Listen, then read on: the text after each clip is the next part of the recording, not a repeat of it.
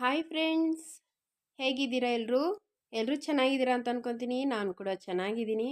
Friends, ಇದು ಭೀಮ್ ಅಮಾವಾಸ್ಯೆ ಅಂದರೆ ಗುರುವಾರದ ವ್ಲಾಗು. ಗುರುವಾರ ಬೆಳಗ್ಗೆನೇ ನಾನು ಎದ್ದು ಬಾಗಿಲಿಗೆ ಗುಡಿಸಿ ಬಾಗಿಲೆಲ್ಲ ಗುಡಿಸಿ ರಂಗೋಲಿ ಹಾಕಿದ್ದೀನಿ. ಮಳೆ ಸಹ ಬರ್ತಾ ಇತ್ತು, ಅಂದರೆ ಜೋರು ಮಳೆ ಇಲ್ಲ, ಈ ಥರ ಸುಮ್ಮನೆ ಒಂದೊಂದು ಹನಿನೇ ಬರ್ತಾನೆ ಇತ್ತು. ಆದರೂ ನಾನು ಬಾಗಿಲೆಲ್ಲ ಗುಡಿಸಿ ಈ ಥರ ಗೇಟ್ ಹತ್ರ ಎಲ್ಲ ಅರ್ಶಿನ ಕುಂಕುಮ ಎಲ್ಲ ಇಟ್ಟು ಬಾಗಿಲು ಮುಂದೆ ರಂಗೋಲಿ ಹಾಕಿದ್ದೀನಿ. ರಂಗೋಲಿ ಚೆನ್ನಾಗಿದೆಯಾ ಕಮೆಂಟ್ ಮಾಡಿ. ನೋಡಿ, ಇನ್ನೂ ಮಳೆ ಬರೋ ಥರನೇ ಇದೆ. ಈ ಕಡೆ ಬಟ್ಟೆನೂ ಸಹ ಒಣಗಾಕಿದ್ದೀನಿ. ನಿನ್ನೆ ಒಗೆದಾಕಿದ್ದು ಬಟ್ಟೆ ಅದು ಸಹ ಒಣಗಿರಲಿಲ್ಲ ನಿನ್ನೆ, ಯಾಕೆಂದರೆ ಇತ್ತೀಚೆಗೆ ಬಿಸಿಲಿರ್ಲಿಲ್ವಲ್ಲ, ಅದಕ್ಕೆ ಇವತ್ತು ಸ್ವಲ್ಪ ಒಣಗಲಿ ಅಂತ ಅಂದ್ಬಿಟ್ಟು ಹಾಕಿದ್ದೀನಿ. ಮಳೆ ಒಂದೊಂದೇ ಹನಿ ಬರ್ತಾನೇ ಇದೆ. ಆದರೂ ನಾವು ನಮ್ಮ ಕೆಲಸ ನಾವು ಮಾಡ್ಕೊಳ್ಲೇಬೇಕಲ್ವ. ದಿನನಿತ್ಯದ ಕೆಲಸ ಎಲ್ಲ ಇರುತ್ತೆ. ಮತ್ತು ಇವತ್ತು ಅಮಾವಾಸ್ಯೆ ಬೇರೆ, ಪೂಜೆ ಮಾಡಬೇಕು. ಮತ್ತು ನಮ್ಮ ಯಜಮಾನ್ರ ಪಾದ ಪೂಜೆ ಅದೆಲ್ಲ ಮಾಡಬೇಕು. ನಾವು ಬೆಳಗ್ಗೆನೇ ಮಾಡ್ಕೊಬೋದಾಗಿತ್ತು ಬೇಗ ಎದ್ದು. ಆದರೆ ನಮ್ಮ ಯಜಮಾನ್ರು ಕೆಲ್ಸಕ್ಕೆ ಹೋಗ್ಬಿಡ್ತಾರಲ್ವ, ಅವ್ರು ಹೆಂಗಿದ್ರು ಸಂಜೆನೇ ಬರೋದು. ಅದಕ್ಕೆ ಸಂಜೆವರೆಗೂ ಇರುತ್ತೆ, ಮಾಡ್ಬೋದು ಅಂತ ಅಂದ್ಬಿಟ್ಟು ನಾನೇ ಸ್ವಲ್ಪ ಲೇಟಾಗಿ ಎದ್ದು ಮಾಮೂಲಿ ಶುಕ್ರವಾರ ಟೈಮಲ್ಲಿ ಯಾವ ಥರ ಮಾಡ್ಕೊತಾ ಇದ್ದೀನೋ ಅದೇ ಥರನೇ ಮಾಡ್ಕೊತಾ ಇದ್ದೀನಿ. ಆದರೂ ನನಗೆ ಇವತ್ತಿನ ದಿನ ತುಂಬ ಇಷ್ಟ ಆಯಿತು ಅಂತಲೇ ಹೇಳ್ಬೋದು. ತುಂಬ ಇಷ್ಟಪಟ್ಟು ಪೂಜೆ ಮಾಡಿದ್ದೀನಿ ಮನೆಯಲ್ಲಿ. ಇವಾಗ ಗೇಟ್ ಹತ್ರ ಎಲ್ಲ ಅರ್ಶಿನ ಕುಂಕುಮ ಇಟ್ಟು ರಂಗೋಲಿ ಎಲ್ಲ ಹಾಕಿದ್ದಾಯಿತು. ಹಾಗೆ ಹೊಸ್ಲಿಗೆ ಇನ್ನು ನಮಗೆ ಶುಕ್ರವಾರ ಮಂಗಳವಾರ ಅಮಾವಾಸ್ಯೆ ಹಬ್ಬಗಳ ಟೈಮಲ್ಲೆಲ್ಲ ಈ ಥರ ಅರ್ಶಿನ ಕುಂಕುಮ ಬಾಗಿಲಿಗೆ ಅರ್ಶಿನ ಕುಂಕುಮ ಎಲ್ಲ ಇಟ್ಟು ನಾವು ರಂಗೋಲಿ ಹಾಕಿಲ್ಲ ಅಂದರೆ ನಾವು ಹಬ್ಬ ಮಾಡಿ ಅಥವಾ ವಾರ ಮಾಡಿ ಪ್ರಯೋಜನ ಇರೋದಿಲ್ವಲ್ಲ. ಇದಂತೂ ನಮಗೆ ಮಾಡಲೇಬೇಕು. ಇದರಿಂದನೇ ನಮಗೆ ಮನೆಯಲ್ಲಿ ಒಂದು ಹಬ್ಬದ ಕಳೆ ಅಂತಲೇ ಹೇಳ್ಬೋದು. ಇವಾಗ ನಾನು ಬಾಗಿಲು ಹೊಸ್ಲಿಗೆ ಅದೆಲ್ಲ ನೀಟಾಗಿ ಒಂದು ಬಟ್ಟೆನಲ್ಲಿ ಫಸ್ಟು ಒಣಗಿರೋ ಬಟ್ಟೆನಲ್ಲಿ ಹಿಂದಿನ ದಿವಸ ಏನು ಇಟ್ಟಿದ್ನೋ ಅರ್ಶಿನ ಕುಂಕುಮ, ಮುಂಚೆ ಇಟ್ಟಿರೋಂಥ ಅರ್ಶಿನ ಕುಂಕುಮ ಆಗಿರ್ಬೋದು, ರಂಗೋಲಿ ಅದನ್ನೆಲ್ಲ ಒಂದು ಬಟ್ಟೆನಲ್ಲಿ ನೀಟಾಗಿ ಒರೆಸ್ಬಿಟ್ಟು ಇವಾಗ ಒಂದು ಯಾವ್ದು ಬಟ್ಟೆ ಮಾಡಿಕೊಂಡು ನೀಟಾಗಿ ಹೊಸ್ಲನ್ನೆಲ್ಲ ಒರೆಸ್ಕೊಂಡು ಅದಕ್ಕೆ ಅರಿಶಿನ ಎಲ್ಲ ಇಟ್ಟು ಈಗ ಒಂದು ರಂಗೋಲಿ ಹಾಕ್ಕೊತಾ ಇದ್ದೀನಿ.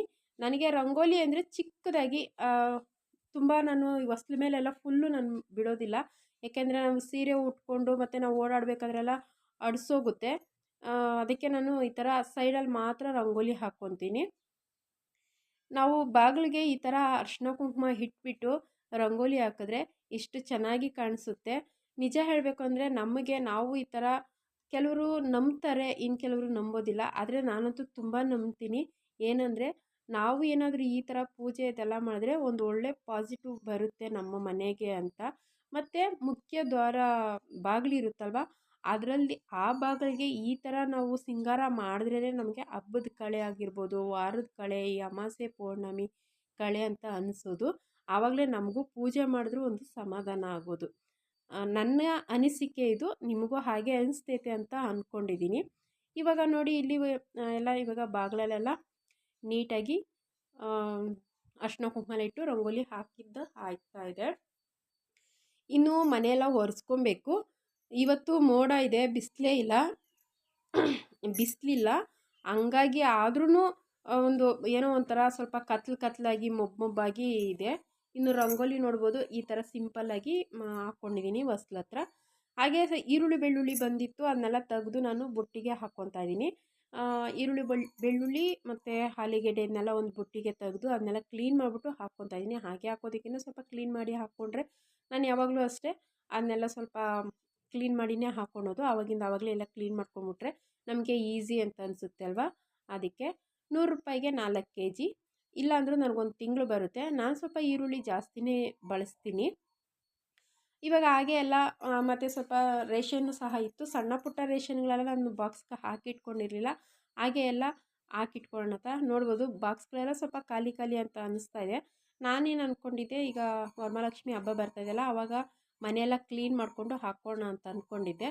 ಆದರೆ ಇನ್ನೂ ಒಂದು ವಾರ ಇದೆ ನಾನು ಕ್ಲೀನ್ ಮಾಡ್ಕೊಳೋದಕ್ಕೆ. ಅಲ್ಲಿವರೆಗೂ ನನಗೆ ಈ ಥರ ಪ್ಯಾಕೆಟ್ಗಳಲ್ಲಿ ಬಳಸ್ಕೊಳೋಕ್ಕೆ ನನಗೆ ಇಷ್ಟ ಆಗಲ್ಲ.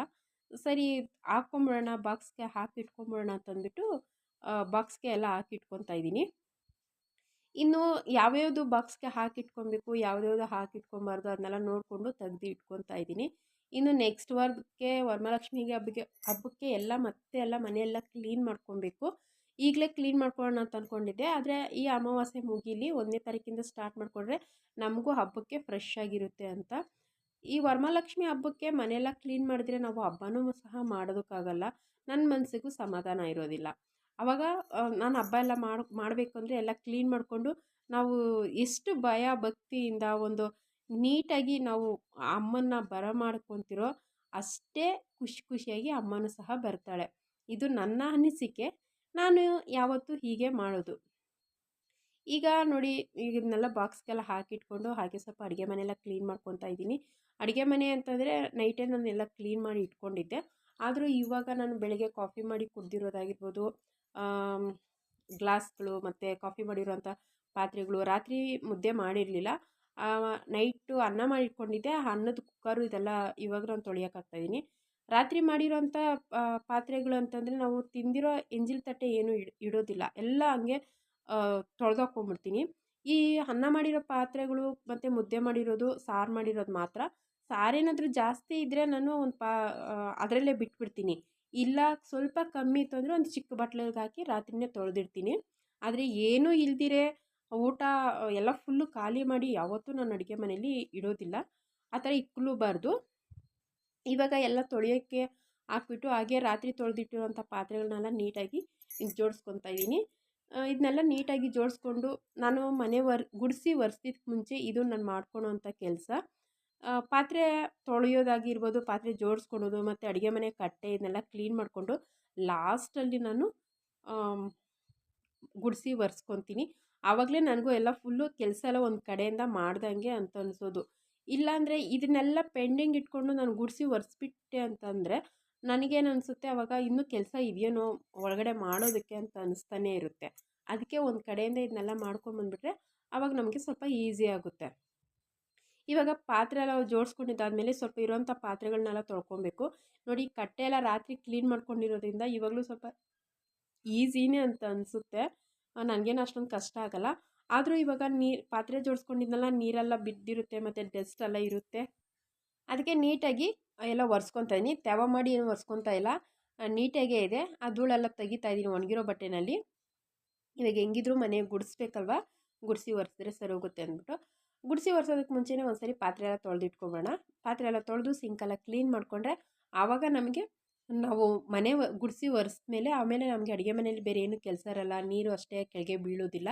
ಆವಾಗ ನಾವು ಯಾವ ಥರ ಮನೆ ಒರೆಸಿರ್ತೀರೋ ಅದು ಹಂಗೆ ಇರುತ್ತೆ, ಅಷ್ಟೇ ನೀಟಾಗಿ ಸಹ ಇರುತ್ತೆ. ಇವಾಗ ಅದೇ ಥರನೇ ನಾನು ಪಾತ್ರೆ ಎಲ್ಲ ತೊಳ್ಕೊತಾ ಇದ್ದೀನಿ ನೀಟಾಗಿ. ಸ್ವಲ್ಪನೇ ಇತ್ತು, ಜಾಸ್ತಿ ಇಲ್ಲ. ಮತ್ತು ಇನ್ನು ಈ ಭೀಮನ ಅಮಾವಾಸ್ಯೆ ಬಂದು ನಾನು ನನಗೆ ಯಾವ ಥರ ಗೊತ್ತು ಸಿಂಪಲ್ಲಾಗೇ ಮಾಡ್ಕೊತಾ ಇದ್ದೀನಿ, ತುಂಬ ಗ್ರ್ಯಾಂಡಾಗೇನು ಮಾಡ್ತಾಯಿಲ್ಲ. ಮಾಮೂಲಿ ಪಾದ ಪೂಜೆ ಮಾಡ್ತೀರಿ ಮನೆಯಲ್ಲಿ, ಯಾವ ಥರ ಪೂಜೆ ಮಾಡ್ತೀರೋ ಅದೇ ಥರನೇ ಮಾಡಿ. ವ್ರತ ಅಂತ ಏನೂ ಮಾಡೋದಕ್ಕೆ ಹೋಗಲ್ಲ, ನಮ್ಗೆ ಆ ಅಭ್ಯಾಸ ಏನಿಲ್ಲ. ಆದರೆ ಪ್ರತಿಯೊಬ್ಬ ಹೆಣ್ಮಕ್ಳ ಎಲ್ಲರೂ ಅಷ್ಟೇ, ಅವ್ರ ಆಸೆ ಏನು, ಗಂಡನ ಆಯುಷ್ಯ ಚೆನ್ನಾಗಿರಲಿ, ಅವ್ರ ಆರೋಗ್ಯ ಚೆನ್ನಾಗಿರಲಿ, ಅವ್ರು ಚೆನ್ನಾಗಿದ್ರೇ ನಾವು ಚೆನ್ನಾಗಿರೋದು ಅಂತ ಬಯಸ್ತಾರೆ ಪ್ರತಿಯೊಬ್ಬ ಹೆಣ್ಮಕ್ಳು ಅಷ್ಟೇ, ಪ್ರತಿಯೊಬ್ಬ ಹೆಂಡತಿನೂ ಅಷ್ಟೇ. ಹಾಗೆ ನಾನು ಅಷ್ಟೇ ಅದೇ ಥರನೇ ಇಟ್ಕೊಂಡು ಎಲ್ಲ ಸಿಂಪಲ್ಲಾಗಿ ಒಂದು ಪಾದ ಪೂಜೆ ಮಾಡ್ಕೊಳ್ಳೋಣ ಅಂತ. ಮತ್ತು ಏನು ತಿಂಡಿಗೆ ನಾನು ಏನು ಮಾಡ್ಕೊತಾ ಇದ್ದೀನಿ ಅಂದರೆ, ರಾತ್ರಿ ಸ್ವಲ್ಪ ಅನ್ನ ಆಯ್ತಲ್ಲ ಅದ್ರ ಜೊತೆ ಸ್ವಲ್ಪ ಅವಲಕ್ಕಿ ಮಾಡ್ಕೊತಾ ಇದ್ದೀನಿ. ಒಬ್ಬಳಿಗೆ ಏನು ಅಂತ ಅಂದ್ಬಿಟ್ಟು ನಾನು ಅದ್ರ ಜೊತೆ ಸ್ವಲ್ಪ ಅವಲಕ್ಕಿ ಮಾಡ್ಕೊತಾ ಇದ್ದೀನಿ. ನಾನು ಹಾಗೆ ಪ್ಲೈನ್ ಏನು ಅವಲಕ್ಕಿ ಮಾಡ್ತಾಯಿಲ್ಲ, ಸ್ವಲ್ಪ ಕ್ಯಾರೆಟು ಮತ್ತು ಆಲೂಗೆಡ್ಡೆ ಹಾಕಿ ಮಾಡ್ಕೊತಾ ಇದ್ದೀನಿ. ಚೆನ್ನಾಗಿರುತ್ತೆ, ತುಂಬ ಚೆನ್ನಾಗಿರುತ್ತೆ. ಇದೊಂಥರ ಇದು ಬಂದು ಪಲ್ಯ ಥರನೂ ತೊಗೊಬೋದು ಅಥವಾ ಅನ್ನಕ್ಕೆ ಕಲಿಸ್ಕೊಂಡು ಆದರೂ ತಿನ್ಬೋದು, ಚೆನ್ನಾಗಿರುತ್ತೆ. ನಾನು ಸ್ವಲ್ಪ ಟೊಮೊಟೊ ಇದೆಲ್ಲ ಹಾಕಿ ಮಾಡ್ತಾ ಇರೋದ್ರಿಂದ ಸೇಮ್ ಪಲ್ಯ ಥರನೇ ಆಗಿತ್ತು. ಅವಲಕ್ಕಿಗೆ ತುಂಬ ಚೆನ್ನಾಗಿರುತ್ತೆ, ಅದಕ್ಕೆ ಸ್ವಲ್ಪ ಪಲ್ಯನೂ ಆಗುತ್ತೆ ರಾತ್ರಿಗೆ ಅಂತಂದ್ಬಿಟ್ಟು ನಾನು ಪಲ್ಯ ಥರನೇ ಮಾಡಿಕೊಂಡು ಅವಲಕ್ಕಿನ ನೆನೆಸ್ಕೊಂಡು ಇಟ್ಕೊಂಡಿದ್ದೀನಿ. ಇದು ತುಂಬ ಸಿಂಪಲ್ಲಾಗಿ, ನಾನೇನು ರೆಸಿಪಿಯನ್ನು ಅಷ್ಟೊಂದು ಶೇರ್ ಮಾಡ್ಕೊಂಡಿಲ್ಲ. ತುಂಬ ಮಾಮೂಲಿ ಇವಾಗ ಪಲ್ಯಗಳು ಮತ್ತು ಅವಲಕ್ಕಿ ಚಿತ್ರಾನ್ನ ಎಲ್ಲ ಯಾವ ಥರ ಮಾಡ್ತಾರೋ ಅದೇ ಥರನೇ. ಇದಕ್ಕೆ ಸ್ವಲ್ಪ ಮೇಲೆ ಸಬ್ಬಕ್ಕಿ ಸೊಪ್ಪು ಹಾಕ್ಕೊಂಡಿದ್ದೀನಿ, ಫ್ಲೇವರ್ ಚೆನ್ನಾಗಿರುತ್ತೆ ಅಂತ. ತುಂಬ ಚೆನ್ನಾಗಿ ಬರುತ್ತೆ ಅದ್ರದ್ದು ಫ್ಲೇವರ್ ಅಂತಂದ್ಬಿಟ್ಟು. ಈಗ ಮಾಮೂಲಿ ಚಿತ್ರಾನ್ನಕ್ಕೆಲ್ಲ ಹಾಕ್ತಾರೆ ಅದೇ ಥರನೇ ನಾನು ಹಾಕಿದ್ದೀನಿ.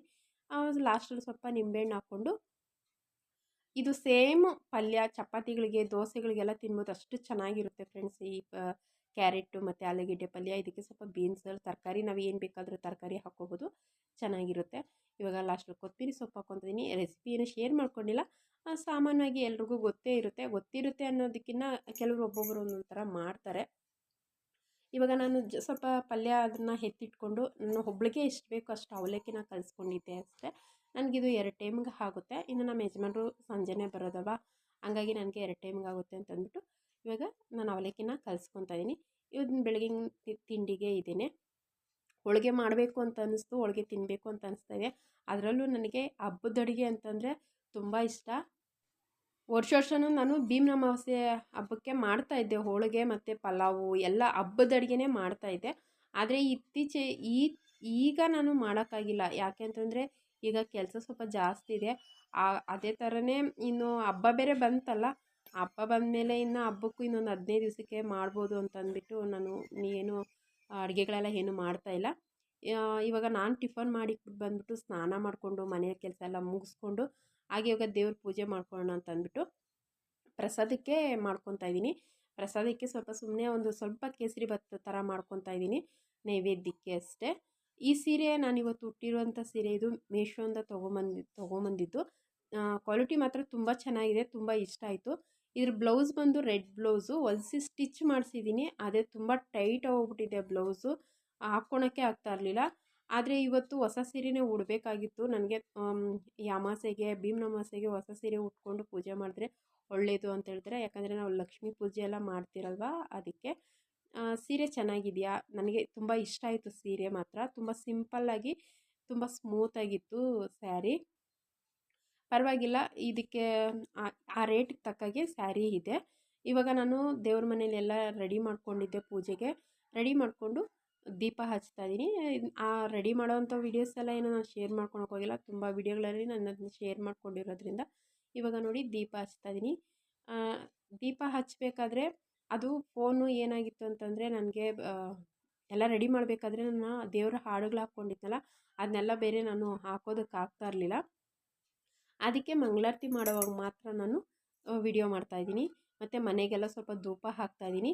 ಬೆಳಗ್ಗೆ ಸಂಜೆ ಈ ಥರ ಅಮಾವಾಸ್ಯೆ ಪೌರ್ಣಮಿ ಶುಕ್ರವಾರ ದಿವಸ ಹಬ್ಬಗಳ ಟೈಮಲ್ಲಿ ಈ ಥರ ಧೂಪ ಹಾಕಿದ್ರೆ ನಮಗೆ ಮನೆಯಲ್ಲಿ ಒಂದು ಒಳ್ಳೆ ಪಾಸಿಟಿವ್ ಬರುತ್ತೆ ಅಂತ ಅಂದ್ಕೊತೀನಿ. ಫ್ರೆಂಡ್ಸ್, ತುಂಬ ಮಾತಾಡ್ತಾಯಿದ್ದೀನಿ, ತುಂಬ ಮಾತಂತ ಅನಿಸ್ತು. ಆದರೆ ಏನು ಮಾಡೋಕ್ಕಾಗಲ್ಲ, ಹೇಳಲೇಬೇಕಾಗಿತ್ತಲ್ಲ. ನನ್ನ ಅನಿಸಿಕೆಗಳನ್ನೆಲ್ಲ ನಿಮ್ಮ ಹತ್ರ ಶೇರ್ ಮಾಡ್ಕೊಂಡಿದ್ದೀನಿ. ಇವಾಗ ನೋಡಿ ಮನೆಗೆಲ್ಲ ಪೂಜೆ ಎಲ್ಲ ಮುಗಿದಾದ್ಮೇಲೆ ನಾನು ಮನೇಲಿ ಸಂಜೆ ಒಂದು 6 ಗಂಟೆ ಮೇಲೆ ಧೂಪ ಹಾಕ್ತಾಯಿದ್ದೀನಿ. ನನಗೆ ಈ ಥರ ಇಷ್ಟ, ಮನೆಯಲ್ಲಿ ಈ ಥರ ಧೂಪದ ಸ್ಮೆಲ್ಲು, ಆ ಧೂಪದ ಹೊಗೆ ತುಂಬಾ ಇಷ್ಟ. ಮತ್ತು ನಾನು ಜಡೆನ ಈ ಥರ ತುದಿ ಅಂದರೆ ತುಂಬ ತುದಿ ಇರುತ್ತಲ್ಲ, ಅದು ಗಂಟು ಹಾಕಿದ್ದೀನಿ. ಯಾಕೆ ಅಂದರೆ ಕೂದಲು ಆ ಥರ ತುದಿನ ಬಿಟ್ಕೊಂಡು ಪೂಜೆ ಮಾಡಬಾರ್ದು ಅಂತ ಹೇಳಿದರು. ಮತ್ತು ನಾನು ಯಾವಾಗಲೂ ಅಷ್ಟೇ ನಿಂತ್ಕೊಂಡು ಪೂಜೆ ಮಾಡ್ತಾಯಿದ್ದೆ. ದೇವ್ರ ಮನೆಯಲ್ಲಿ ಯಾವತ್ತೂ ಅಷ್ಟೇ ನಿಂತ್ಕೊಂಡು ಪೂಜೆ ಮಾಡಬಾರ್ದು, ಕೂತ್ಕೊಂಡು ಪೂಜೆ ಮಾಡಬೇಕು ಅಂತ ಹೇಳಿದರು. ಅದಕ್ಕೆ ನಾನು ಕೆಳಗಡೆ ಒಂದು ಚಿಕ್ಕ ಚಾಪೆ ತೊಗೊಂಬಂದು ಹಾಕ್ಕೊಂಡು ಕೂತ್ಕೊಂಡು ಪೂಜೆ ಮಾಡ್ತಾಯಿದ್ದೀನಿ. ಯಾವಾಗಲೂ ಅಷ್ಟೇ ನಾನು ನಿಂತ್ಕೊಂಡೇ ಪೂಜೆ ಮಾಡ್ತಿದ್ದೆ. ಇನ್ನು ನೋಡಿ ನನ್ನ ಮನೆಯಲ್ಲಿ ಈ ಥರ ಎಲ್ಲ ಪೂಜೆ ಎಲ್ಲ ಮುಗಿಸ್ಕೊಂಡು ಸಿಂಪಲಾಗಿ ಒಂದು ರಂಗೋಲಿ ಹಾಕ್ಕೊಂಡಿದ್ದೀನಿ ಮನೆ ಮುಂದೆ. ಇದು ಈ ಥರ ಒಂದು ಸಿಂಪಲ್ಲಾಗಿ ಹಾಕ್ಕೊಂಡಿದ್ದೀನಿ, ನೋಡ್ಬೋದು. ಇಷ್ಟ ಆಯಿತು ಅಂತ ಅನ್ಕೊತೀನಿ ನಿಮಗೆ ನನ್ನ ಇವತ್ತಿನ ಪೂಜೆ. ಇನ್ನು ನಮ್ಮ ಯಜಮಾನ್ರು ಬರೋ ಟೈಮ್ ಆಯಿತು. ಅವರು ಬರೋಷ್ಟೊತ್ತಿಗೆ ನಾನು ನೀರು ಕಾಯಿಸಿದ್ದೆ, ಅವ್ರು ಹೋಗಿ ಸ್ನಾನ ಮಾಡಿಕೊಂಡು ಬರೋಷ್ಟೊತ್ತಿಗೆ ಅವ್ರ ಪಾದ ಪೂಜೆಗೆಲ್ಲ ನಾನು ರೆಡಿ ಮಾಡ್ಕೊಬೇಕು. ಸಿಂಪಲ್ಲಾಗಿ ನಮ್ಮ ಮನೇಲಿ ಭೀಮ್ನ ಅಮಾವಾಸ್ಯೆ ಈ ಥರ ಆಚರಿಸಿದ್ದೀರಿ ಫ್ರೆಂಡ್ಸ್. ತುಂಬ ಸಿಂಪಲ್ಲಾಗಿ ಸರಳವಾಗಿ ದೇವ್ರ ಮನೆ ಪೂಜೆ ಮಾಡ್ಕೊಂಡಿದ್ದೀನಿ, ನೋಡ್ಬೋದು. ಇನ್ನು ನಮ್ಮ ಯಜಮಾನ್ರು ಬಂದಾದಮೇಲೆ ಅವರಿಗೆ ಅಂತ ನಾನಿವಾಗ ಎಲ್ಲ ರೆಡಿ ಮಾಡಿ ಇಟ್ಕೊಂಡು ಈಗ ಪೂಜೆನ ಶುರು ಮಾಡ್ತಾಯಿದ್ದೀನಿ. ಫ್ರೆಂಡ್ಸ್, ನಿಮಗೆ ಈ ವಿಡಿಯೋ ಇಷ್ಟ ಆಗುತ್ತೆ ಅಂತ ಅಂದ್ಕೊತೀನಿ. ಇಷ್ಟ ಆದರೆ ಪ್ಲೀಸ್ ಒಂದು ಲೈಕ್ ಮಾಡಿ. ಹಾಗೆ ಇವತ್ತಿನ ಈ ಪೂಜೆ ನನಗೆ ತುಂಬ ಇಷ್ಟ. ಯಾಕೆ ಅಂದರೆ ನನಗಿಂಥ ಗಂಡ ಸಿಕ್ಕಿರೋದು ಅದು ನನ್ನ ಪುಣ್ಯ ಅಂತಲೇ ಅಂದ್ಕೊತೀನಿ. ಪ್ರತಿಯೊಬ್ಬ ಹೆಣ್ಣಿಗೂ ಅನಿಸುತ್ತೆ, ಅವಳು ಕನಸು ಸಹ ಕಂಡಿರ್ತಾಳೆ, ನನಗೆ ಗಂಡ ಆಗಿ ಬರೋನು ಯಾವ ಥರ ಇರಬೇಕು, ಹೆಂಗಿರಬೇಕು ಅಂತ ಕನಸ್ಕೊಂಡೆ. ನಾನು ಯಾವ ಥರ ನನ್ನ ಮನಸ್ಸಲ್ಲಿ ನಾನು ಕೋರ್ಕೊತಿದ್ನೋ, ಯಾವ ಥರ ನಾನು ಆ ದೇವರಲ್ಲಿ ಕೇಳ್ಕೊತಿದ್ನೋ, ನನಗೆ ನಿಜವಾಗ್ಲೂ ಅದೇ ಥರ ಗಂಡ ನನಗೆ ಸಿಕ್ಕಿದ್ದಾನೆ. ಒಂದೇನು ವ್ಯತ್ಯಾಸ ಅಂತಂದರೆ ಸ್ವಲ್ಪ ತಿಳುವಳಿಕೆ ಅವರಿಗೆ ಕಮ್ಮಿ, ಆದರೆ ಏನು ಮಾಡೋಕ್ಕೂ ಆಗಲ್ಲ. ಆದರೆ ನನ್ನನ್ನು ತುಂಬ ಚೆನ್ನಾಗಿ ನೋಡ್ಕೊತಾರೆ. ಅವರೆಷ್ಟು ಕಷ್ಟಪಟ್ಟು ಅವರೆಷ್ಟೇ ಕಷ್ಟಪಟ್ಟರು ನನ್ನನ್ನು ಮಾತ್ರ ತುಂಬ ಚೆನ್ನಾಗಿ ನೋಡ್ಕೊತಾರೆ, ಹೇಳಬೇಕು ಅಂತಂದರೆ. ಅದಕ್ಕೋಸ್ಕರ ನಾನು ಈ ದಿನನ ತುಂಬ ಇಷ್ಟಪಟ್ಟು ನನ್ನ ಗಂಡನಿಗೆ ನಾನು ಅವರ ಪಾದ ಪೂಜೆ ಮಾಡೋಕ್ಕೆ ಇಷ್ಟಪಡ್ತೀನಿ. ಪ್ರತಿಯೊಬ್ಬ ಹೆಣ್ಣಿಗೂ ಅಷ್ಟೇ ನನ್ನ ಗಂಡ ಹೀಗೆ ಇರಬೇಕು, ಹಾಗೆ ಇರಬೇಕು, ಹಂಗೆ ಇರಬೇಕು, ಹಿಂಗೆ ಇರಬೇಕು ಅಂತ ಆಸೆ ಇರುತ್ತೆ. ಹಾಗೆ ನನಗೂ ಸಹ ನಾನು ಅಂದ್ಕೊಂಡಿರೋ ಇದಕ್ಕೆ ನನಗೆ ತಕ್ಕಾದ ಗಂಡ ನನಗೆ ಸಿಕ್ಕಿದ್ದಾನೆ. ಅದಕ್ಕೇ ಈ ಪಾದ ಪೂಜೆ ನಾನು ಮಾಡ್ತಾಯಿದ್ದೀನಿ. ಪ್ರತಿಯೊಬ್ಬರ ಹೆಣ್ಣಿಗೂ ಅಷ್ಟೇ, ಪ್ರತಿಯೊಬ್ಬರಿಗೂ ಅಷ್ಟೇ ಫ್ರೆಂಡ್ಸ್, ಇದು ಮಾಡಲೇಬೇಕು. ಯಾಕೆಂದರೆ ಅವರ ಆರೋಗ್ಯ ಆಯುಷ್ಯ ಅವ್ರು ಚೆನ್ನಾಗಿದ್ರೇ ನಾವು ಚೆನ್ನಾಗಿರೋದು ಅಂತ. ಮತ್ತು ಇನ್ನೂ ಒಂದು, ಅವ್ರ ಗಿಫ್ಟು ಏನೇ ಕೊಡಲಿ ನನಗದು ಇಂಪಾರ್ಟೆಂಟ್ ಅಲ್ಲ. ಯಾಕೆಂದರೆ ಅವರೇ ನನಗೊಂದು ಗಿಫ್ಟ್ ಅಂತ ಅಂದ್ಕೊತೀನಿ. ಅವರು ಎಷ್ಟು ನನ್ನನ್ನು ಇಷ್ಟಪಡ್ತಾರೆ ಅಂತಂದರೆ ಅದಕ್ಕಿಂತ ಹೆಚ್ಚಾಗಿ ನಾನು ಬೇರೆ ಗಿಫ್ಟ್ ಇಲ್ಲ, ಬೇರೆ ಬಹುಮಾನ ನನಗಿಲ್ಲ ಅಂತ ಅಂದ್ಕೊತೀನಿ. ಅವರು ತೋಟದ ಕೆಲಸ, ಕೂಲಿ ಕೆಲಸಕ್ಕೆ ಹೋಗೋದು. ಆ ದಿನದ ಕೂಲಿ ಕೆಲಸದಲ್ಲೇ ನನ್ನ ಇಷ್ಟು ಚೆನ್ನಾಗಿ ನೋಡ್ಕೊಂಡಿದ್ದಾರೆ ಅಂತ ಅಂದಮೇಲೆ ಅದಕ್ಕಿಂತ ಬೇರೆ ನನಗೇನು ಬೇಡ ಅಂತ ಅಂದ್ಕೊತೀನಿ. ಆದರೂ ನನ್ನ ಗಂಡ ನನಗೆ ತುಂಬ ತುಂಬ ಒಳ್ಳೆಯರು. ನನ್ನ ಗಂಡ ನನಗೆ ತುಂಬ ಇಷ್ಟ. ನನ್ನ ಜೀವನ ನನಗೆ ತುಂಬ ಇಷ್ಟ. ಆ ದೇವರಿಗೆ ನನಗೆ ಇಂಥ ಒಂದು ಜೀವನ, ಇಂಥ ಒಂದು ಒಳ್ಳೆಯ ಜೀವನ ಕೊಟ್ಟಿರೋದಕ್ಕೆ, ಇಂಥ ಒಂದು ಒಳ್ಳೆಯ ಗಂಡ ಕೊಟ್ಟಿರೋದಕ್ಕೆ ನಾನು ಆ ದೇವರಿಗೆ ನನ್ನ ಜೀವನದ ಪೂರ್ತಿ ಆ ದೇವರ ಸೇವೆ ಮಾಡಿದ್ರೂ ಆ ದೇವರಿಗೆ ನನ್ನ ಒಂದು ಪ್ರಾರ್ಥನೆ ಯಾವಾಗಲೂ ಹೇಳ್ತಾನೆ ಇರ್ತೀನಿ. ಯಾಕೆಂದರೆ ನನಗಿಂಥ ಜೀವನ ಕೊಟ್ಟಿರೋದಕ್ಕೆ ತುಂಬ ತುಂಬ ಧನ್ಯವಾದ ಹೇಳ್ತೀನಿ ಆ ದೇವರಿಗೆ. ಇನ್ನು ನಮ್ಮ ಯಜಮಾನ್ರು, ನಾನು ಮಾಮೂಲಿ ಸರಳವಾಗಿ ನನಗೆ ಗೊತ್ತಿರೋ ಅಷ್ಟು ಪಾದಪೂಜೆ ಮಾಡಿದ್ದೀನಿ. ಇದರಲ್ಲಿ ಏನು ತಪ್ಪಿದೆ, ಏನು ಸರಿ ಇದೆ ನನಗೆ ಗೊತ್ತಿಲ್ಲ. ಬಟ್ ನನಗೆ ಗೊತ್ತಿರೋ ಅಷ್ಟು ನಾನು ಪಾದಪೂಜೆ ಮಾಡಿದ್ದೀನಿ.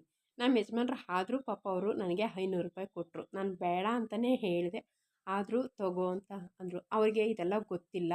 ಈ ಪಾದಪೂಜೆ ಮಾಡೋದು, ಇದಕ್ಕೆ ಗಿಫ್ಟ್ ಕೊಡಬೇಕು ಅದೆಲ್ಲ ಏನೂ ಅವ್ರಿಗೆ ಗೊತ್ತಿಲ್ಲ. ಆದರೂ ನಾನು ಮದುವೆ ಆಗಿ ಬಂದಾಗಲಿಂದ ಮಾಡ್ತಾಯಿದ್ದೀನಲ್ಲ, ಆವಾಗ ಹೇಳಿದ್ದೆ ಈ ಥರ ಹಿಂಗೆ ಮಾಡಿದ್ರೆ ಹಿಂಗೆ ಕೊಡಬೇಕು ಅಂತ ಹೇಳಿದ್ದೆ. ಅದನ್ನೇ ಮನಸ್ಸಲ್ಲಿ ಇಟ್ಕೊಂಡು ನನಗೆ 500 ರೂಪಾಯಿ ಕೊಟ್ಟರು. ನನಗೆ ಅಷ್ಟೇ ಸಾಕು. ಅವ್ರು 100 ರೂಪಾಯಿ ಕೊಟ್ಟರು ನನಗೆ ಅಷ್ಟೇ ಸಾಕು. ಯಾಕೆಂದರೆ ಅವ್ರ ಸಂಪಾದನೆ ನನಗೆ ತಾನೇ. ಇಷ್ಟೇ ಫ್ರೆಂಡ್ಸ್ ನನ್ನ ಇವತ್ತಿನ ಪೂಜೆ. ಬಾಯ್ ಫ್ರೆಂಡ್ಸ್, ಮತ್ತೊಂದು ವಿಡಿಯೋನಲ್ಲಿ